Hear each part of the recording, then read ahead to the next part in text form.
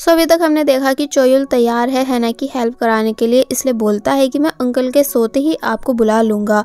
लेकिन जब रात हुई तो तब जिन सोने के बिल्कुल मूड में नहीं था, यानी काफ़ी ज़्यादा वर्क कर रहा था।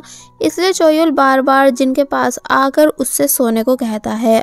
और फिर अब जब फाइनली जिन सो गया तो तब चोयुल हैना को मैसेज कर उसे अपने घर आने का कहने लगा, जो कि डॉग फॉर्म में अपनी सिस्टर यूना के साथ आई, साथ ही टाई भी इनके साथ था। और फिर ये सभी डिस्कस करते हैं कि अब हम हैना को जिन के रूम में छोड़ देंगे, जहां हैना जिन को किस कर लेगी और जब जैसी वापस ह्यूमन फॉर्म में आएगी तो ये कपड़े पहन लेगी जो कि हम अपने साथ लेकर आए हैं। चोयुल बोला प्लान तो बिल्कुल ठीक है, लेकिन अगर सक्सेसफुल नहीं रहा तो क्या प्लान 2 भी है हमारे पास? यूना बोलती है कि नहीं। और फिर ये तीनों चोरों की तरह अंदर बढ़ते हुए फाइनली हैना को जिन के रूम में ले आए, जहां यूना हैना को जिन के पास बिठाकर एंड उसके कपड़ों का बैग वहीं रखकर हैना को गुड लक कर वहां से चली गई। यानी अब बस ये तीनों बाहर बैठकर वेट करेंगे। हैना बहुत ध्यान से जिन को देखती है, ये बोलते हुए कि मैं इस टाइम काफ़ी ज़्यादा नर्वस हूँ क्योंकि कर्ज की वजह से ही सही, लेकिन मैं तुम्हें अच्छे से जान तो पाई। यानी आज देखो हम कितने ज़्यादा क्लोज हैं। और फिर यहाँ हमें वो अपनी डॉग और ह्यूमन मिक्स फॉर्म में दिखाई गई, जिसके बाद हैना ने अपने और जिन के बीच के मोमेंट्स याद किए कि कैसे उस दिन हम दोनों काफ़ी ज़्यादा क्लोज थे, फिर कैसे जिन ने मुझे उन बुलीज से बचाया था और जब मैं सोते सोते गिरने वाली थी तो तब कैसे उसने मुझे गिरने से बचा लिया था और काफ़ी प्यार से देख रहा था। फिर हम कैसे एक साथ भागे थे और टाइटली हाथ पकड़ने वाला सीन तो मैं कभी भूल ही नहीं सकती। इसका मतलब अब हैना भी जिन को लाइक करने लगी है, पर उसे प्रेजेंट में लग रहा है कि अब कर्ज के एंड होते ही सब खत्म हो जाएगा। लेकिन क्या करे, कर्ज को ख़त्म करना भी ज़रूरी है। और बस फिर फाइनली यहाँ हैना ने जिन को किस कर ली, लेकिन आफ्टर किस कुछ हुआ ही नहीं। इसलिए हैना परेशान होती है कि भला ऐसा कैसे हुआ, यानी मैं इंसान क्यों नहीं बनी। इसलिए वो दोबारा से जिन को किस करने लगी, लेकिन अब भी कुछ नहीं होता। कि तभी जिन की आईज ओपन होती है, जो कि डॉग को अपने सामने देख बहुत ही ज़्यादा ज़ोर से चिल्लाया, जिस शोर को सुन चोयुल जल्दी से भागता हुआ जिन के पास आ गया उसे शांत कराने के लिए, ये बोलते हुए कि डरो मत, यहाँ कोई डॉग नहीं है। तो वहीं पीछे से टाई और यूना हैना को उठाकर अपने साथ ले गए। तो वहीं चोयुल भी जिन को गुड नाइट कर वहाँ से चला गया। तो तब जिन बस अभी तक डरा हुआ था, ये सोच कर कि कहीं मेरे रूम में किसी डॉग की आत्मा तो नहीं भटक रही। वेल फाइनली ये दोनों बाहर आए, जिन्हें खुद समझ नहीं आ रहा था कि आखिर हैना इंसान क्यों नहीं बनी, मगर फिर ये तीनों यहाँ से चले गए। सुबह हुई, जहाँ हैना भागती हुई आकर अपनी सिस्टर से रीज़न पूछने लगी कि आखिर में आफ्टर किस चेंज क्यों नहीं हुई। तो तब वो बताती है कि शायद कर्ज के टूटने का असर नेक्स्ट डे से स्टार्ट होगा, लेकिन ऐसा कुछ भी नहीं होता क्योंकि हैना रात में दोबारा से डॉग बन जाती है। इसलिए मॉर्निंग में यूना ने हैना को समझाया कि अब हमें मॉम को भी इस बारे में बता देना चाहिए, क्योंकि वही हमें सही रीज़न बता सकती हैं कि तुम चेंज क्यों नहीं हुई। लेकिन हैना मॉम को कुछ भी बताने के लिए रेडी नहीं थी, इस डर से कि मॉम उसे बहुत ही ज़्यादा डांटेंगी। लेकिन फिर लास्ट में वो मान गई कि चलो हम मॉम को बता ही देते हैं। मगर साथ ही उसने यहाँ यूना को ये बात भी बताई कि वैसे जब मैं जिन के साथ थी तो मेरी हार्ट बीट्स कुछ ज़्यादा ही फास्ट हो गई थी, पता नहीं ऐसा क्यों हुआ। तो ये सुन यूना भी सोच में चली गई। वेल अब दिखाया गया है कि हैना की मॉम सारी बात जानने के बाद पुरानी बुक्स को रीड कर रही हैं, जो कि उनके पूर्वजों की हैं। फिर हम हैना को यूना के वर्क प्लेस देखते हैं, जहाँ यूना ने बताया कि मेरी मॉम से बात हो चुकी है। वो बता रही थी कि अगर तुम किसी को नींद में किस करोगी तो कर्ज नहीं टूटेगा, यानी कर्ज तोड़ने के लिए जिनका होश में होना ज़रूरी है। तो ये सुन हैना काफ़ी ज़्यादा परेशान हुई, क्योंकि ऐसा तो वो बिल्कुल नहीं कर पाएगी, क्योंकि जिन डॉग से बहुत ही ज़्यादा डरता है। तो तब टाई कहता है कि तुम जिन को सारा सच बता क्यों नहीं देती हो, क्या पता वो तुम्हारी हेल्प कराने के लिए मान जाए। लेकिन यूना घर वापस आकर हैना से ऐसा करने से साफ मना करने लगी, ये बताकर कि क्या तुम दोनों भूल चुके हो कि कैसे कुछ सालों पहले मेरे साथ क्या हुआ था। एक्चुअली यूना ने अपने कर्ज के बारे में अपने बॉयफ्रेंड को बता दिया था, और जब वो अपने बॉयफ्रेंड से मिलने उसके घर आई तो तब देखती है कि वहाँ कैमरा सेट किया गया है ताकि कैप्चर किया जा सके कि यूना कैसे डॉग में चेंज होती है। इसलिए वो तभी वहाँ से भाग गई थी। एंड अब प्रेजेंट में ये सब सोच कर बहुत ही ज़्यादा गुस्सा है, क्योंकि फिर बाद में उसने अपने बॉयफ्रेंड के पैरों में पड़कर कर्ज एंड कराने की रिक्वेस्ट की थी। टाई बताता है कि हाँ मुझे भी वो टाइम याद है एंड तुमने कैसे कर्स के एंड होते ही अपने बॉयफ्रेंड को बहुत बुरी तरह मारा था, इसलिए वो सीन तो मैं भूल ही नहीं सकता।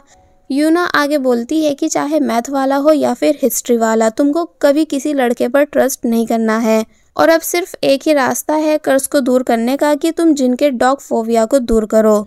है ना ये सब सुन इमेजिन करने लगी कि जैसे वो जिन से उसका डॉग फोबिया दूर करने में हेल्प करने के लिए बोल रही है। तो तब जिन कहने लगा कि वो हैना से दोस्ती तोड़ देगा, यानी अब वो उससे कभी नहीं मिलेगा क्योंकि उसे लग रहा है कि हैना उसका मजाक बना रही है।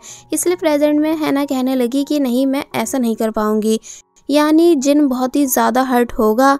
यूना कहती है कि अगर तुम्हें जिंदगी भर डॉग बनकर नहीं रहना है तो इसलिए प्लीज इस मैटर में सेल्फिश बन जाओ। वैसे भी कुछ टाइम बाद तुम्हारी स्कूल ट्रिप है जहां तुम्हें कोई भी स्टूडेंट डॉग में चेंज होते हुए देख सकता है।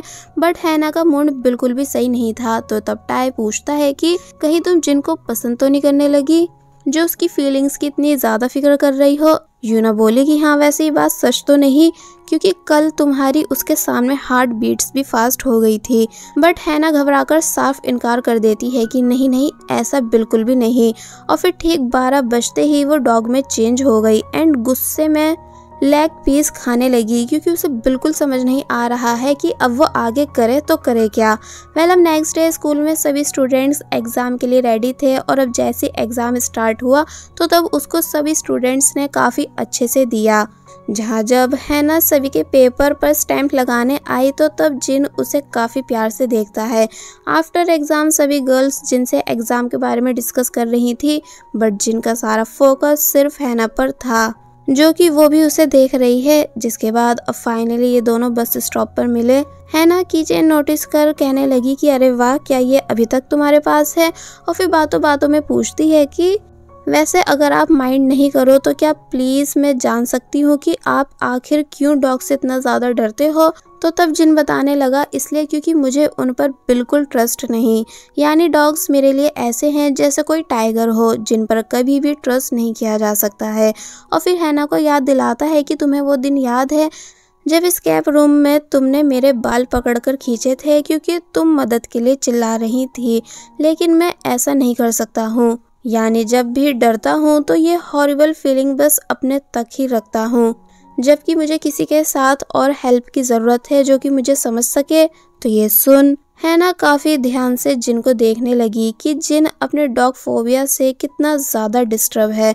वेल ये सीन यहीं कट हुआ और अब हैना वापस घर आकर अपनी बहन को बता रही है कि मैं मिस्टर जिन की दिल से हेल्प कराना चाहती हूँ, यानी सिर्फ इस वजह से नहीं कि मुझे अपना कर्ज ख़त्म करना है, बल्कि इस वजह से भी क्योंकि वो सच में काफ़ी ज़्यादा परेशान है अपने डॉग फोबिया की वजह से। यूना ये सुन हैना को एक बार फिर टीज करने लगी कि क्या बात, अब तो तुम उसकी और भी ज़्यादा फिक्र करने लगी हो। तो तब हैना कहती है कि नहीं सच में ऐसा नहीं है। और फिर पूछती है कि वैसे सिस्टर आप ये क्या कर रही हो। यूना बताती है प्रैक्टिस, यानी जब तुम डॉग फॉर्म में आओ तो तब तुम्हारे डॉग हेयर कट कर सकूं।